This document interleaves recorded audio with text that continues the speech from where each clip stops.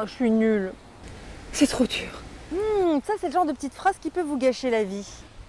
J'y arriverai jamais. Et quand elles reviennent trop souvent dans la bouche de nos enfants, ça veut dire qu'il faut travailler cette chose essentielle qui s'appelle la confiance en soi.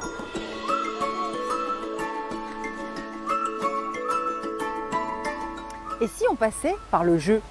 Mais attention, pas n'importe lequel, un jeu de la confiance en soi. Il a été imaginé par Aurélie Crétin, c'est une psychologue qu'on va aller rencontrer. Alors, raconte un souvenir heureux. Aurélie, ça c'est le jeu de dés, c'est un des 4 jeux proposés dans la boîte. En quoi il est important pour la confiance en soi, par exemple? Notre cerveau a beaucoup plus l'habitude de regarder ce qui se passe pas bien, ce qui est négatif, plutôt que ce qui se passe bien. Donc du coup, ce dé permet d'observer davantage ce qui est positif, ce qui est agréable chez soi et chez les autres, et donc du coup, à développer la confiance en soi. Est-ce que vous auriez un conseil très concret à donner aux parents, finalement? Le plus beau cadeau en fait qu'on puisse faire à son enfant, c'est de l'aimer tel qu'il est. Ça ne veut pas dire ne pas mettre de règles, pas mettre de cadres, c'est pas du tout ça. Mais juste le regarder en disant tiens, ça c'est chouette, je suis fière de toi, tu as réussi à faire ça. Mais le mot de la fin, qu'on pourrait se dire en tant que parent ou en tant qu'enfant? Soyez parfaitement imparfait. Voilà, ça me plaît bien ce mot de la fin là. Merci Aurélie. Bon, le jeu c'est bien, mais la confiance en soi, ça se travaille aussi à l'école. Certaines ont choisi de pratiquer ce qu'on appelle la discipline positive.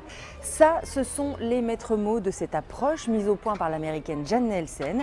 En 2016, elle est venue en France pour suivre une école qui la pratique en Dordogne. Vous avez le pouvoir de vous transformer en animal. Beaucoup de gens pensent que les enfants doivent se sentir mal avant de pouvoir faire mieux. En discipline positive, nous savons que les enfants doivent se sentir mieux pour apprendre mieux.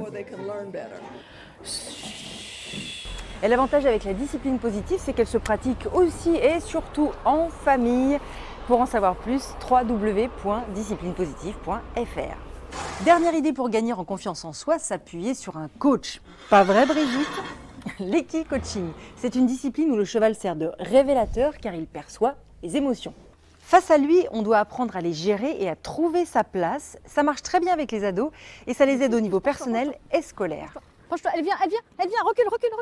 Elle vient. Super. Pendant un moment, j'avais perdu confiance en moi, ça m'a permis de récupérer ma confiance et au moins de savoir que je peux contrôler un animal qui est plus lourd que moi. Si ça ne marche pas, on leur explique que c'est pas grave.